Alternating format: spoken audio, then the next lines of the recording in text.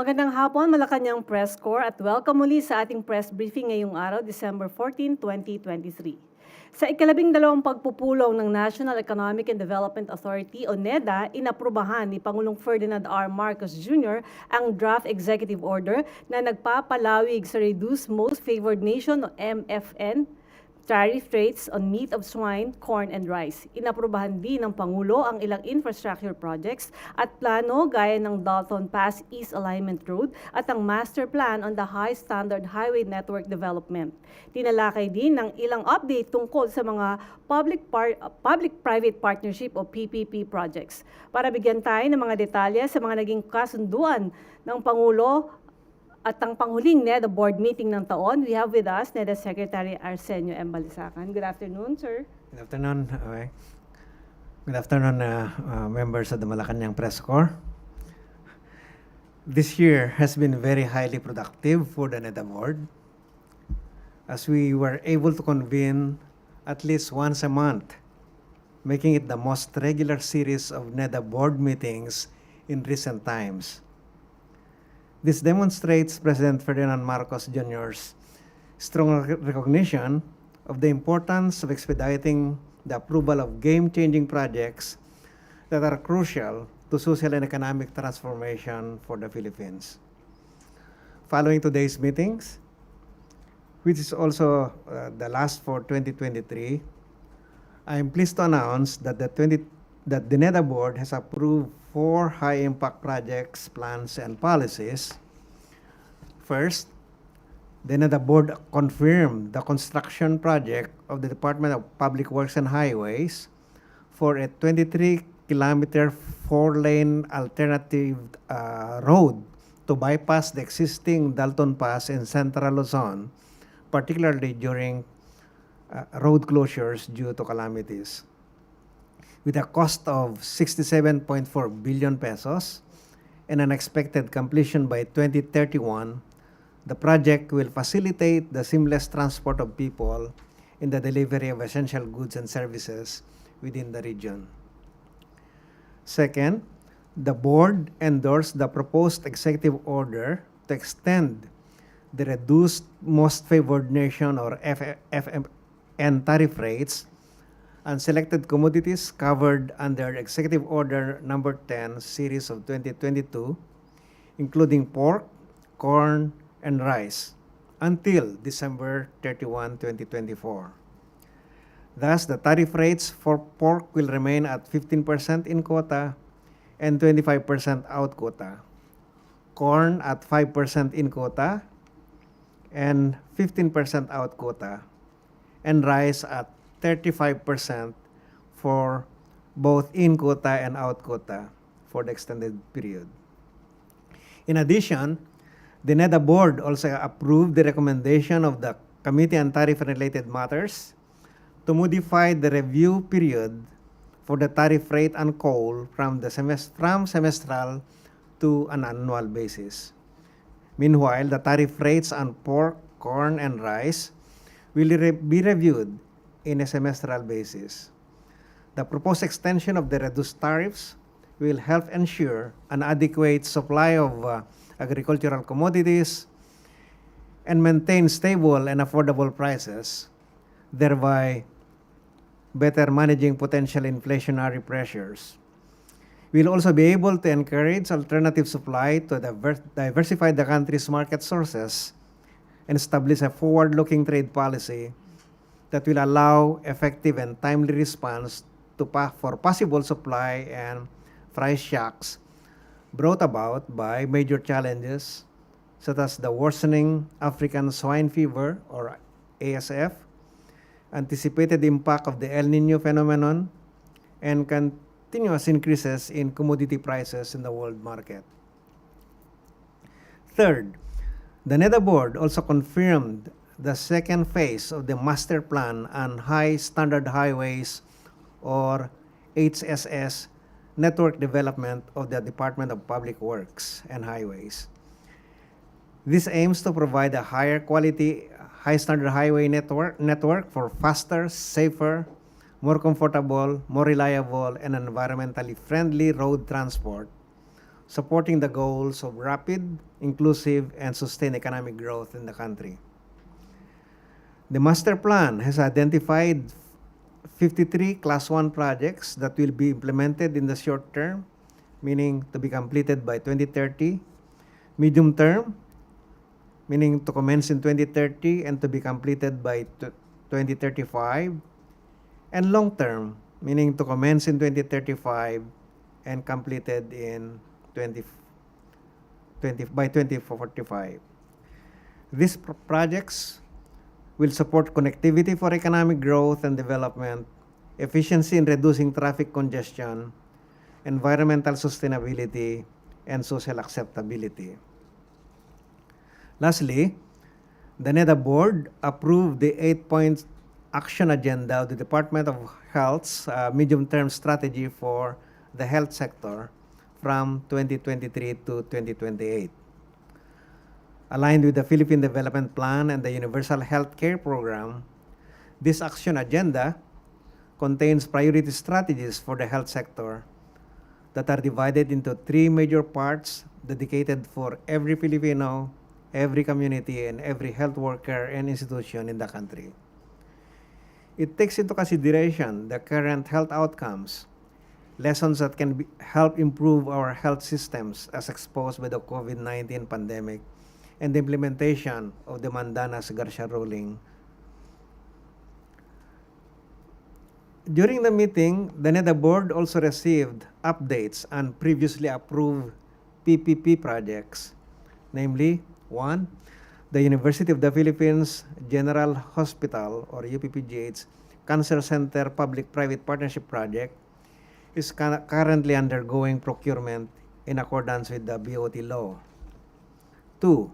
The Tarlac-Pangasinan-La Union Expressway Extension Project is currently undergoing a Swiss challenge.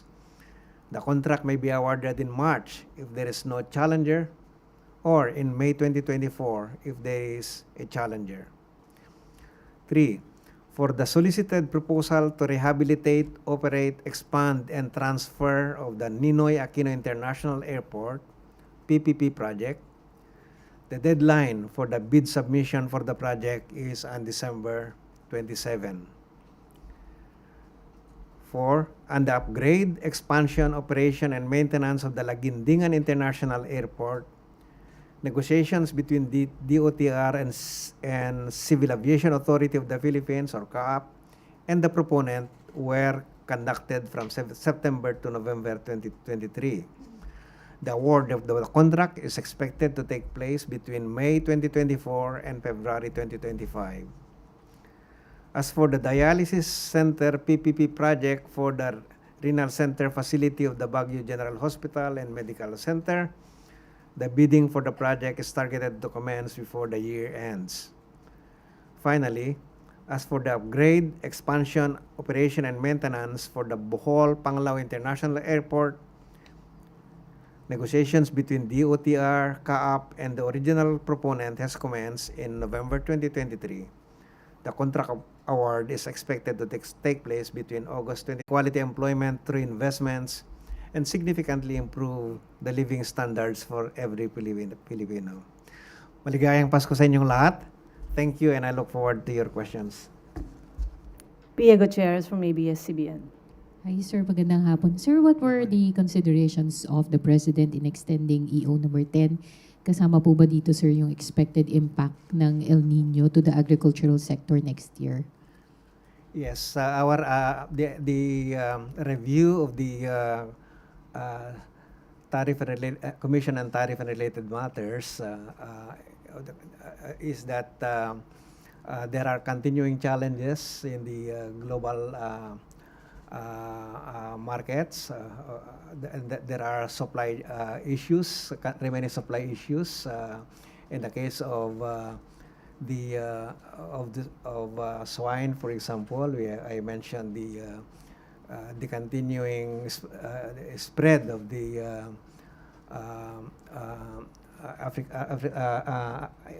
African swine fever, and And with respect to corn and rice, we still see shortages, meaning demand exceeding production, and so that the shortage would have to be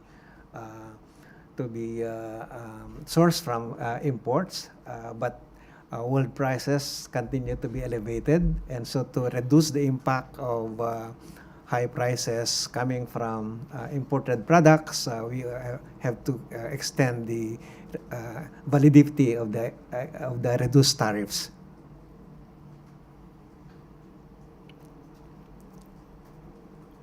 Sir, yung reduced tariffs po, how will they be beneficial to the agri sector? To the agri sector? Well, the tariffs, while reduced, are still high. So it doesn't really reduce the protection on our farmers. The global prices, as you have said, continue to be elevated and in fact rising. And so what the reduced tariff do is, or to continue the extending the reduced tariff do, is to prevent that those increases in the world prices to be transmitted to our local markets at the expense of our local consumers. But in the meantime, that will not necessarily reduce the prices received by our farmers. Okay. Any more questions? MPC? Ivan Mayrina, GMA 7. Secretary, the price of rice has remained high despite expectations that by this time, medyo magte-taper off po yung increases or mag-stabilize because of the entry of new harvest, yung mga imports. How are we in terms of stabilizing the price of rice at ano ho kaya magiging impact nito sa bottom line sa inflation rate targets natin? The prices continue to be elevated, as you see from the last inflation report for November. The inflation for rice is quite high, and that is because in the world market prices continue to rise, no? Partly arising from the fact that the world is expecting an El Niño that affect most rice producing countries, no? And in fact the bans imposed by India continue to continue, and so the world market has taken those into account. So just to ensure that those higher prices will not be transmitted into our local markets, at least or temper the effects of those prices from the global market and our local markets, we need to keep those reduced tariffs. Otherwise, if you don't keep them, meaning the tariffs will now move from in the case of rice, from 35 to 50%. So, world prices are rising, pagkatapos dagdagan mo pa ng another increase in price, di mas lalong mag-spike yung prices paid by our consumers, no? So we don't want that to happen. And of course, inflation it will impact also on inflation. Tuesday New, DCWB. Hi, sir. Yeah, Ito po hi. bang inaasahan nating mas matinding El Nino by next year ay makakaapekto rin ng matindi sa ekonomiya ng ating bansa sa papanong paraan po? Ang ginagawa natin ngayon is prepare for it, no? Prepare for the worst, no? We know that according to the data presented to us by DOST, that the worst will possibly come in April, May, no? When many of our provinces may experience droughts, no? And dry spells, no? So dapat nagre-preposition na tayo to ensure that we have enough we have prepared our farmers. We have get our agencies prepare, for example, the mga irrigation systems. They have this time to a number of months to prepare for those, and so on and so forth. No? So the task force on El Nino that our president has created is essentially aimed to consolidate those various efforts of our line agencies, no, to ensure that we are able to mitigate the adverse effects of the El Nino phenomenon, not only on food supplies, but also on water and power and health and public safety in general. Okay. Vance Fernandez, Police Files. Sir, as you have mentioned, how can you try to help how can the government try to help this problem regarding the shortages of the products you have mentioned? Well, yeah. Number one, as I said, we have to prepare well, meaning that in our case at NEDA, just to be more specific, no, we will need to regularly monitor the market supply and demand, the market situations for each of these basic commodities, no, so that we can advise government agencies, the president, the cabinet, and appropriate actions. Na, for example, kung maraming makita natin na napakalaki yung potential effects sa production sa rice, halimbawa, then we need to look at options that we can use, no, we can deploy to mitigate the effects of such say decrease in production, no? And prices and the access to food by vulnerable groups. So we work with we advise, for example, the DSWD to accelerate the deployment of food assistance, food stamps, to ramp up their deployment of food stamps. We advised the Department of Agriculture to preposition by way of importing the expected shortages, so that when that time comes na may talagang shortage, you have enough to in storage, no, to release to ensure that those gaps are closed.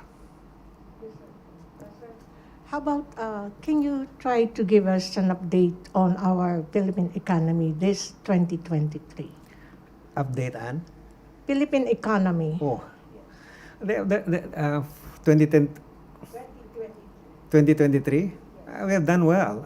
Given the circumstances, it was a very challenging year, to say the least. The world market was